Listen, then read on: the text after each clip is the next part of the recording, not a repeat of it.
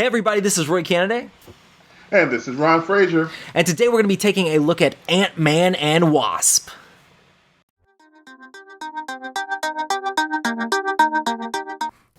All right, we're taking a look at Ant-Man here. Of course, he starts as Scott Lang with 3 recovery and a hand size of 6 and hit points of 12. So not too bad there. And then time to unwind. After you change to this form, you heal 1 damage from Scott Lang. Seems pretty good, so even just flipping to his alter ego side will heal a damage for him.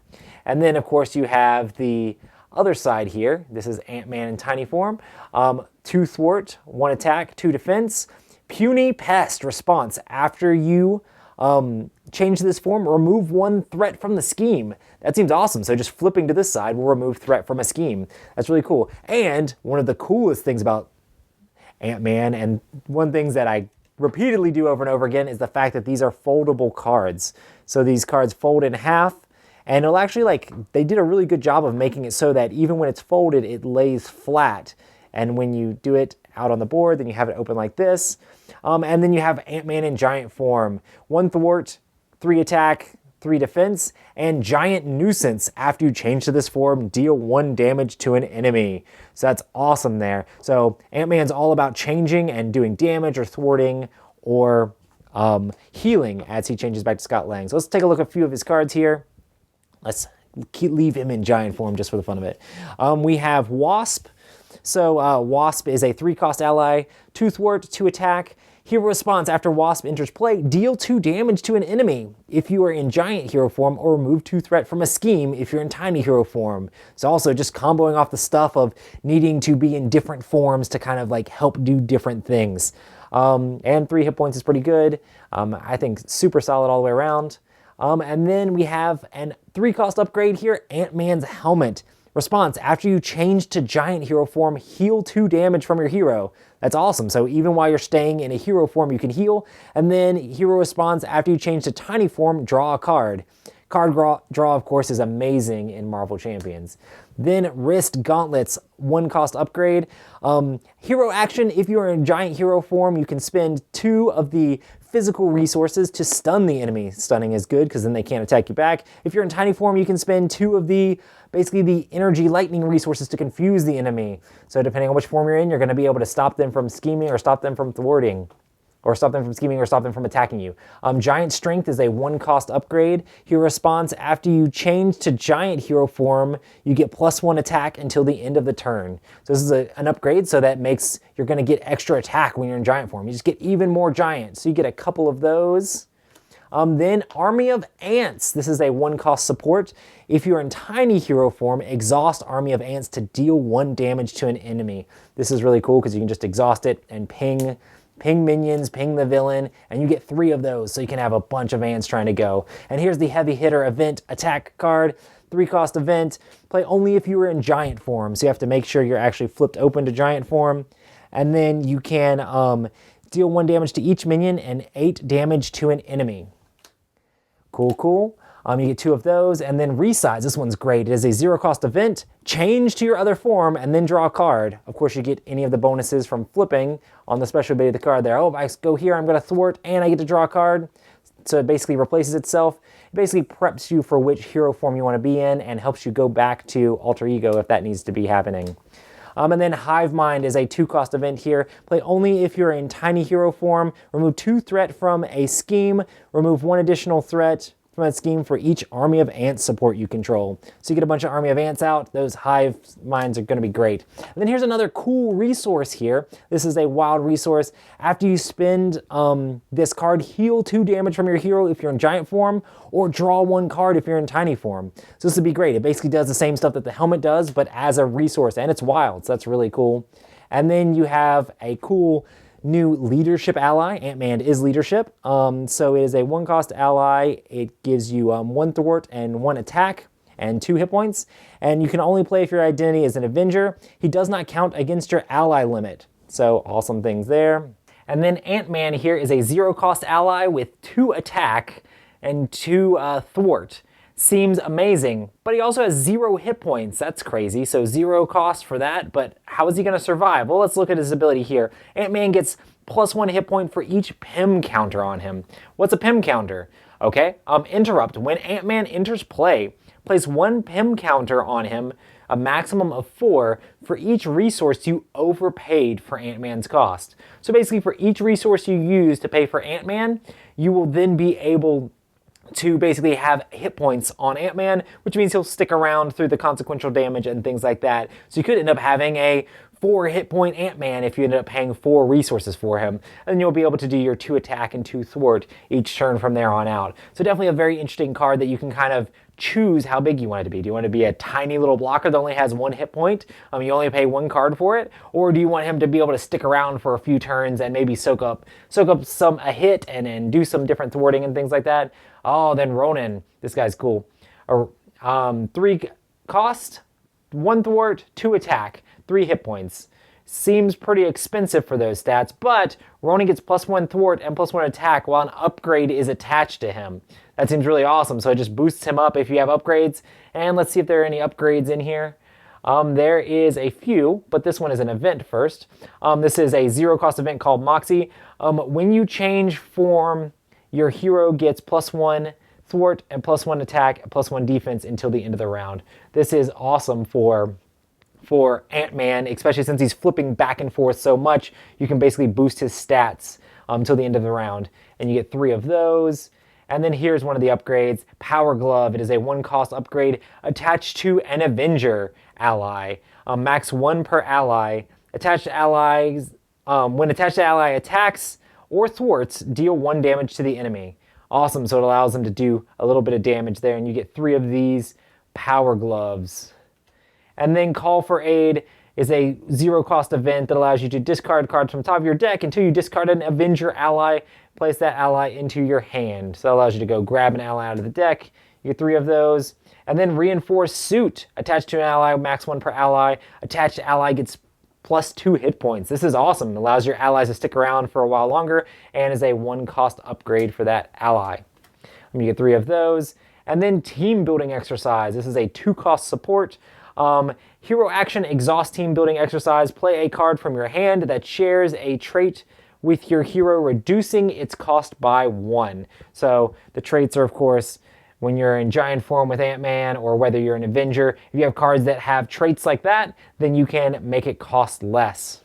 So that's pretty awesome. And you get 3 of those. And then Swarm Tactics. This is another one of the team-up cards like we've seen with like Scarlet Witch and Quicksilver. This is the one for Ant-Man and Wasp. This is a 1 cost event. Swarm Tactics, team up Ant-Man and Wasp, max 1 per deck. Hero action, change to your other hero form, ready your hero. Of course, you either have to be playing with both Ant-Man and Wasp heroes in play, or if you have the ally in play, you can trigger that and make that happen. And then we've seen First Aid before, and then Genius, Strength, and Energy. Good staples there. Here is the obligation here for Scott Lang Ant-Man. This is a Caring for Cassie. Give this to a Scott Lang player. Alter Ego, exhaust Scott Lang, remove Care from Cassie from the game. So you can either exhaust in Alter Ego form, or you can choose and discard 1 card from your hand. You cannot change until your next turn and discard this card. So you can't change your form. And then we have Yellow Jacket.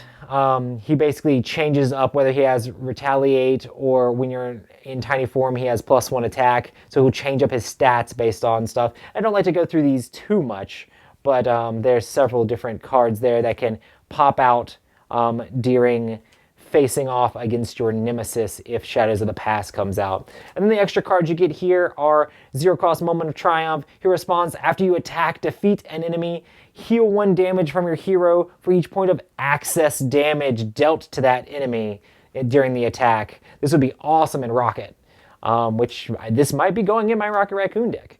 Then Lay Down the Law is a 1 cost event. Respond after you change form, remove 3 threat from a scheme. 4 instead if you played for this with a science resource. Cool there. And then a 3 cost protection event here. Play only if you are an Avenger. Give up to X friendly characters a tough status card, where X is the amount equal to the villain's stage number. So another cool one there.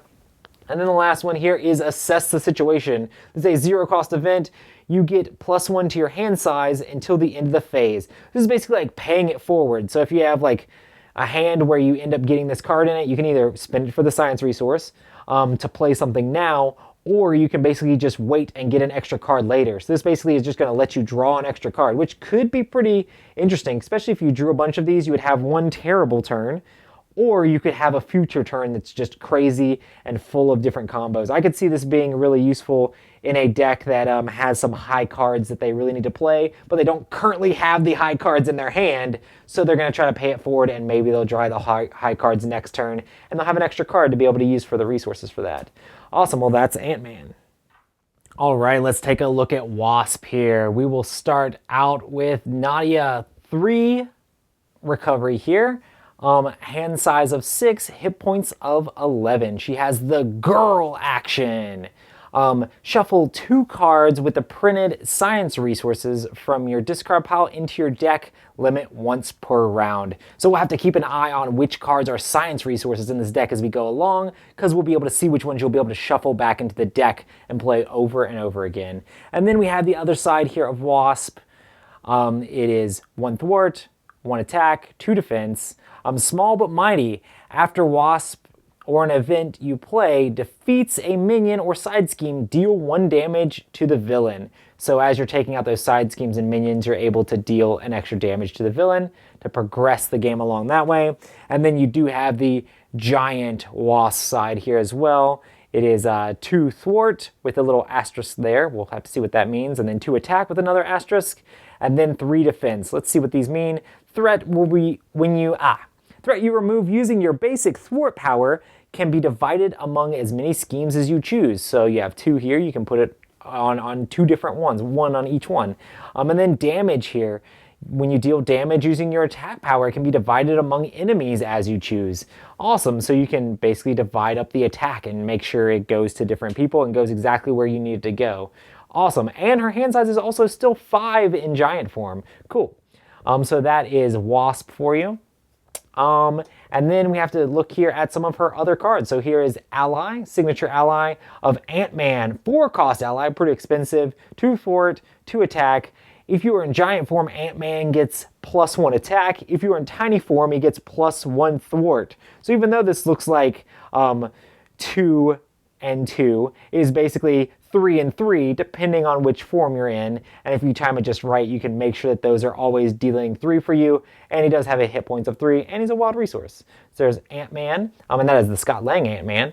And then you have Wasp's Helmet, a 2 cost upgrade. While you're in giant form, you get +1 thwart. While you're in tiny form, you get +1 attack. That's going to be able to set up your stats and make your thwarting that you can divide up in giant form of Wasp even better, as you divide it up against, you put it on 3 different schemes, or 2 on one scheme and 1 on another one. Then you have the Red Room training here, 2 cost upgrade. While you're in giant form, you gain Retaliate 1. And while you're in tiny form, your basic attacks gain Piercing, which Piercing basically means you get to discard a tough status card before dealing the damage. Then Biosynthetic Wings, a 2 cost upgrade. Wasp gains the Aerial trait. When you would take any amount of damage in tiny form, exhaust this and prevent 1 of that damage. So being in tiny form, you can exhaust the wings and try to fly away. And then Poisonous Strike. This is a 3 cost event. And it is hero action, deals 7 damage to the enemy if you're in tiny form. This attack deals 1 additional damage and gains overkill. So if you're in tiny form, your Poisonous Strike can deal 8 damage. And do note, this is a science resource. This is one of the cards you can shuffle back into your deck when you're using your girl ability in Alter Ego. You get 3 of those, so you're going to be able to play that one a lot. And then there's another event here, Wasp Sting. This is a 2 cost event. Hero action, if you are in giant form, deal a total of 4 damage divided among enemies as you choose. And then hero action, if you are in tiny form, deal 5 damage to an enemy. So you have one thing that in tiny form is going to deal 8, another thing that's going to deal 5 in tiny form, and then this is also another science resource, so another card that you can just shuffle back in and play that event over and over again. And for 2 costs, dealing 5 damage is not bad at all. And then another 2-cost event here, Giant Help. So we're talking about doing damage. How do we get rid of some threat? Hero action, remove 3 threat from a scheme. Remove a total of 4 threat divided among schemes as you choose instead if you're in giant hero form. So as a giant hero, you can end up putting the threat or getting rid of the threat exactly where you need to. Then Rapid Growth is another event here. This is a hero interrupt. When you use one of your basic powers, thwart or attack, change to your giant hero form and get +2 for that use. Awesome, so this is going to allow you to get that +2, but then also, since you're in giant form, you're going to be able to divide it the way you want, which will be really cool as well. So you get a couple of those. And then Pim Particles, this was in Ant-Man's deck, but also here in Wasp's. After you spin this card, it's a resource card, wild resource, you heal 2 damage from your hero if you're in giant form, or you draw a card if you're in tiny form. So another one of those, always great to see, resource cards that give you cool abilities as you use them. And then Wasp is aggression, so you have the Thor ally here, 4-cost ally, 1 thwart, 2 attack. Response: after you play Thor from your hand, deal 2 damage to the villain, 3 damage instead if you paid for this card using a fighting resource. Awesome. So you can deal damage as you come into play. And then we have the Jane Wasp here. This is a 0-cost ally, very similar to the way Ant-Man works, because she has 3 attack, which seems solid, and 1 thwart, but she has 0 hit points. So how do you actually get her into play? Well, Wasp gets 1+ hit points for each Pim counter on her, and when you put her into play, you can discard a number of, this one is specifically the energy resources to overpay for Wasp's cost. So if you have a ton of energy resources, you could play Wasp out and she would have a bunch of hit points. And this is a maximum of 3 hit points, but you could give her a bunch of hit points and that 3 attack seems pretty solid. Wasp seems like to have a bunch of cards that can help you do a bunch of damage. And then you have Boot Camp here. This is a 3-cost support. Play under a player's control. Each ally you control gains 1 attack. Wow, this would be awesome. This would be a lot of fun too in multiplayer, as you have 3 copies of this. Trying to get boot camps in front of like a leadership deck would be amazing to give all of their characters extra attack. And then Lie in Wait is a 1-cost upgrade, max 1 per player. After a minion engages you, discard it and deal 3 damage to that minion. This is a great preparation card. This would be great in Black Widow as well, if you're playing Black Widow aggression. Then Into the Fray. I think we've seen this card before, but it's a 3-cost. Deal 6 damage to a minion. For each point of excess damage, you get to remove 1 threat from the main scheme. So something that does damage to minions, but then also helps you get rid of some of that threat. Surprise Attack is a 1-cost event. After you change form, deal 3 damage to an enemy. Deal 4 instead if you paid for this with a physical resource. Nice. And then we have Power of Aggression, which of course lets you play aggression cards easier as a resource. Swarm Tactics is the same one as in Ant-Man's deck. If you have both of them in play, you can change to your other hero form and ready your hero for 1-cost event. Then Miles Morales Spider-Man. I love this card. It is a 3-cost ally, 1 thwart, 2 attack, and then after you play Spider-Man from your hand, choose either thwart or attack. He gets +2 or chosen power for the phase. So he could be a 4 attack when he first comes down for 3 cost, and he also has 3 hit points, so he's gonna stick around for a little while to help you do that a couple times, or maybe you just really need the thwart right now. He could be very versatile to give you a big boost on what you need for that turn. And then Ironheart. This is a 2-cost ally, has 1 to each of her stats, and then after you play Ironheart from your hand, draw a card. So basically, it looks like she costs 2, but as long as you can play her out, you're going to be able to refill your hand, and then that's another great card, and of course, more things that you can shuffle into your deck with that resource there. And then a Quinn Carrier support. Play only if your identity is Avengers, exhaust the Quinn Carrier, and you generate a wild resource. And here's another really cool one that we haven't seen before. This is Power in All of Us. This is a resource card. You double the number of resources that this card generates for playing it for basic gray cards. So if you had a ton of basic cards in your deck, this card would be amazing because it would basically count as 2 resources, mimicking more of the energy and genius and strength that you normally get in a lot of these decks. All right, let's take a look at the obligation here. Give to Nadia. You may flip to Alter Ego. When you do, you can exhaust her and remove Red Dreams from the game, or you can discard each card with a A prevented science or tech resource from your hand, take 1 damage, and discard this obligation. Pretty rough stuff there. And then Beetle is the nemesis. I normally like to keep a little bit of these mysterious so you can encounter them on your own. And then we have a few cards that come with the deck also. So running Interference, a 2-cost event with Thwart. Play only if your identity is Avenger. Hero action, remove 2 threat from the main scheme. Remove X additional threat from the main scheme, where X is the villain's stage number. So things that are even better if you're playing them in expert mode. Then 2-cost event in All of Us. Deal 3 damage to an enemy, exhaust any number of Avenger characters you control, deal 1 additional damage to the enemy for each character exhausted this way. So it's going to allow you to exhaust your characters and deal a little bit of damage without actually having to take the consequential damage for a lot of those allies. Then Perseverance is a 1-cost event. After you change form, give your hero a tough status card. So cool, being able to prevent some damage to you by getting those tough status cards. Then a 1-cost event, Athletic Conditioning. Discard 1 stun or confuse status from your hero. I feel like this is going to be a very situational one, but if you're playing against somebody who has tons of stun and confuse as a villain, this would be a card you'd want to build into your deck to help mitigate that a bit. Well, that's Wasp. Let's get back to me and Ron and see what we think. Awesome. Well, these are 2 really awesome decks that have a lot of unique stuff going on. What do you think about Ant-Man, Ron? Well, Ant-Man is really interesting because, well, that whole foldable card thing. I love it. He has the heroes. He has the tiny hero side, and he also has the giant hero side. Mm-hmm. I know that is a gimmick for the foldable cards and everything like that, but it really works for me. And obviously, a lot of his cards play on the different hero forms, and even how even play on the different hero forms as he changes forms. And that's for sure. Cool. Yeah, I remember when I first saw this, I was like, what? My mind was kind of blown on the whole flipping, folding card thing, and Ant-Man especially just. He rewards you for flipping and flipping and flipping, and it's kind of an interesting character because when I play the game, I normally like to flip a lot back and forth to get like the different hand size and try to draw back up and maybe try to heal or maybe make sure that I'm not getting threat or not taking damage depending on where my hit points or where the threat is on the main scheme. So I'm always trying to like min-max that, and it's really cool how all this stuff combos together. Absolutely.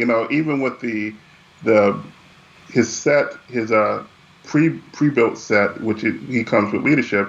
There's some cards in there that really play to that form changing thing. It's really thematic because you might see him in the comics where he's tiny and then he grows to a real giant size and really packs a wallop with a punch. Mm-hmm. Of course, there's the signature panel where he's really tiny and he's on Hawkeye's arrow. Yeah. And they even show that in Captain America: Civil War, and I thought that was pretty cool. But he even has his helmet, which that card is good. One of the best helmets in the game. Like he can heal or he can draw cards based on which hero form that he's in, and it's kind of an expensive card, but it's still pretty great. It's crazy because a lot of times in the game, unless you're playing protection, it's really hard to heal when you're in hero form, and this kind of allows you to like stay in hero form a lot longer than people normally would because you'd have to go down and refresh or hope not to take damage or do a ton of defending. And with that helmet, the fact that you can like flip the giant form and heal or flip back down and draw the card. And I love the fact that there's a lot of little thematic things that are in the deck too, like the little army of ants that's like, it just does 1 damage to a thing, but you can only do it while you're in tiny form. So you go down to tiny form, you're like, 1 damage, 1 damage. And that can be really good when you're trying to figure out how to finish off a minion or just peck away at the villain, Right. Another thing that I think is really cool is his resource card, Pimp Particles. Oh, where, for sure. After he spends it as a resource, first of all, it's a wild resource, and wild resources are great because they're versatile. But then after he spends it as a resource, he gets to heal 2 damage, or draw 1 card. Yeah. It's So basically extremely once similar to again, the helmet, which it's basically like the helmet, except it's the resource version of the helmet. But it it was, as far as I recall, this is the first resource card of its type that does something special other than just be cool resources. yeah. So that's pretty cool. Yeah, I know they have stuff similar to that in Rocket, which was not out when this originally came out, but Rocket can do some similar stuff to that too. I just love resources that allow you to do extra stuff because it just adds to the combo effect of the game, and I really love playing out a bunch of different cards and figuring out how to fit that puzzle together of playing everything out of your hand to make like the best turn possible. Right, right. So, I basically talked about his, him changing forms and how he can use that to his advantage. But one of the cards that I wanted to really talk about is Resize.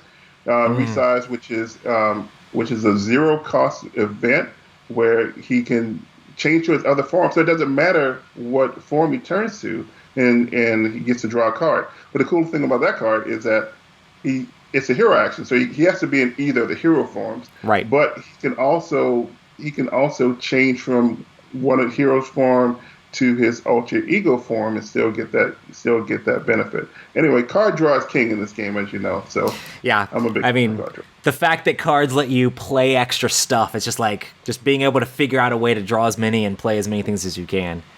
Right.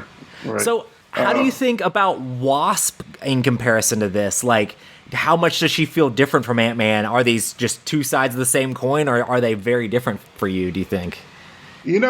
When I first heard that they were doing Ant-Man and Wasp, of course it makes sense. Yeah. I had the question, are they going to be two sides of the same coin? They both have their foldable cards. They have the alter ego form, and the tiny form, the giant form. Mm-hmm.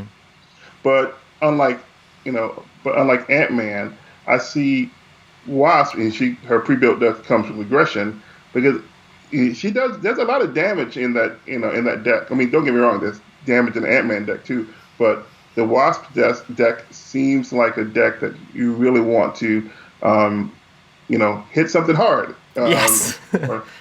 or hit something a lot. She does a lot of damage, or she can do a little bit of damage to a number of things, and I think that's cool too.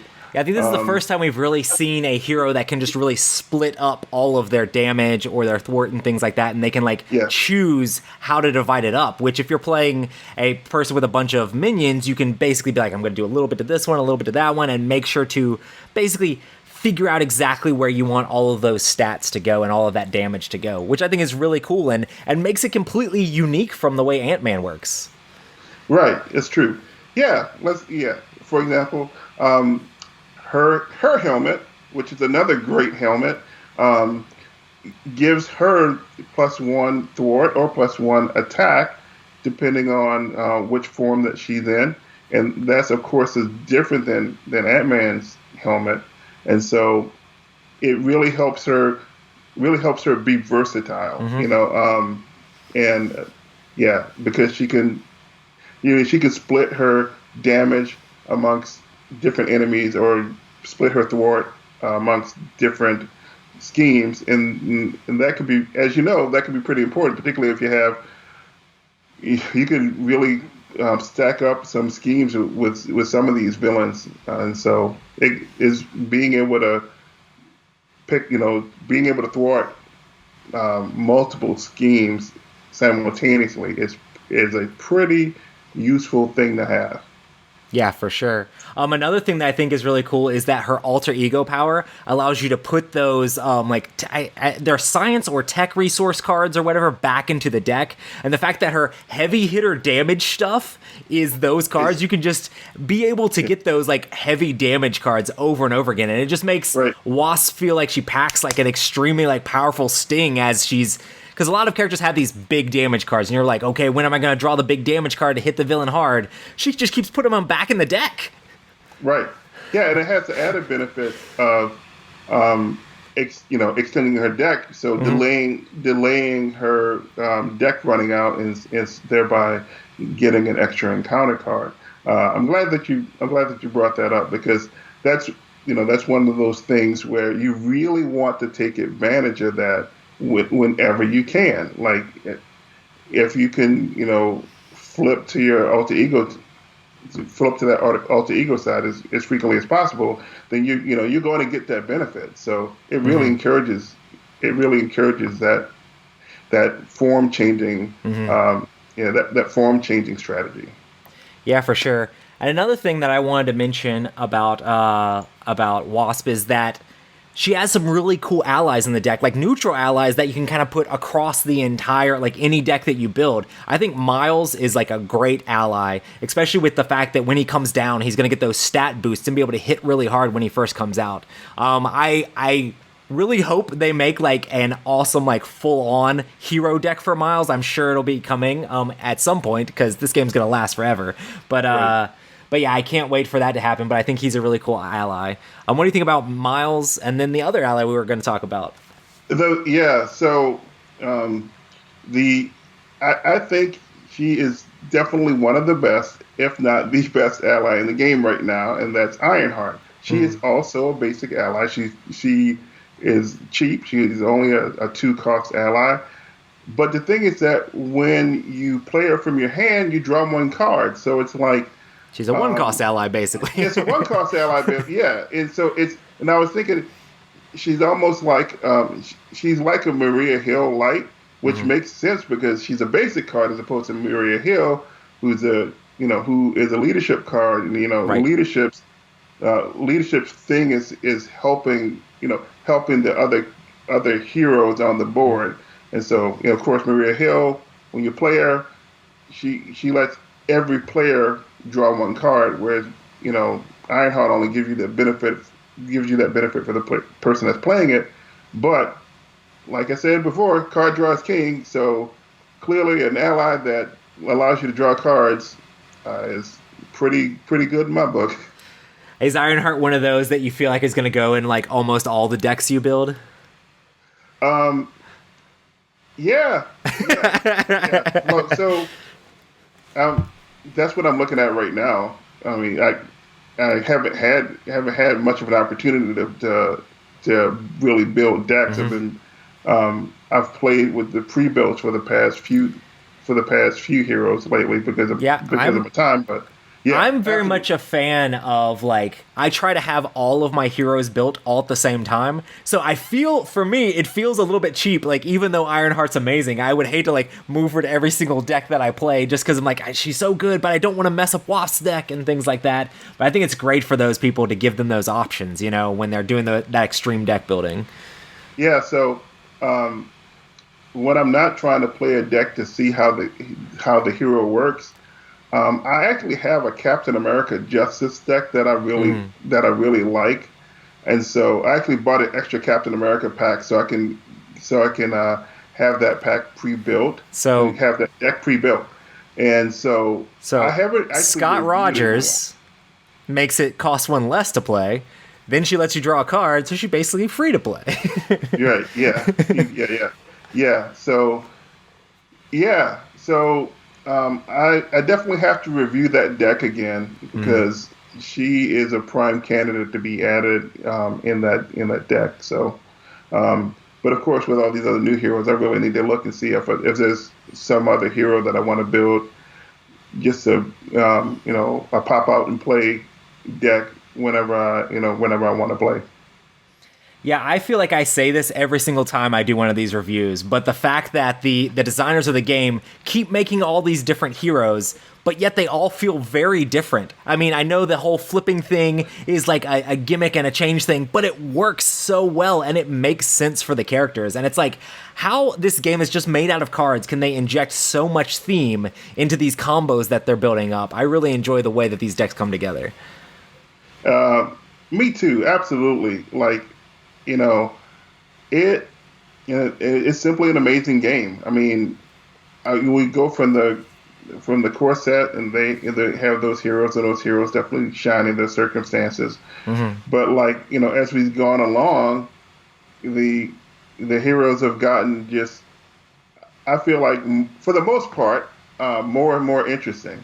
Um, and Ant-Man and Wasp are no different. So, actually, for those, just kind of going back on the foldable card thing, I actually found I found somebody on Etsy that makes these um, double-sided side loaders, and Yeah, so yeah. like I just have my Ant-Man and Wasp card basically unfolded in this side loader, and I've so seen people where I do the just thing where you have a thing that slides across. yeah thing. I'm sure I'm And then sure you've seen it floating around on the internet. I've also seen people make a Ant-Man one where they make a smaller card of it. So it's like they just switch it out. They have like the big version and the medium version, and then they have a tiny little version card for the Ant-Man one. I think it's super fun. Yeah, I don't have time for that.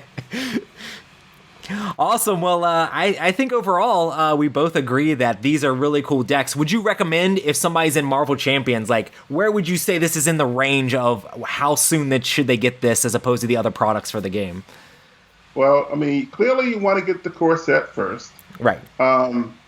So if you do not have a preference, because I'm a firm believer in buying the heroes that you absolutely love first. Right. But if you don't have a preference, Ant-Man and Wasp would be pretty high on my list to buy. To buy first. Oh, for sure. Yeah. So I can't say who I would absolutely buy. Well, I would buy Captain America first, but Captain America's good. but but really, it could be. I mean, it could be one of a number of folks, but they're pretty high. Yeah, I mean, I agree. I think both of these are a lot of fun. And I mean, I'm all in on Marvel Champions. Obviously, I get all of the stuff for it, but I think these are great packs and packs that you can play and have a lot of fun with straight up out of the box. The way the pre-built decks work is a lot of fun. You can definitely take it up against a bunch of different villains in standard. You should be able to do pretty good with them because they seem like the power levels are pretty solid in them as well. So So yeah, thanks so much for joining me, Ron. This has been a lot of fun, and Marvel Champions.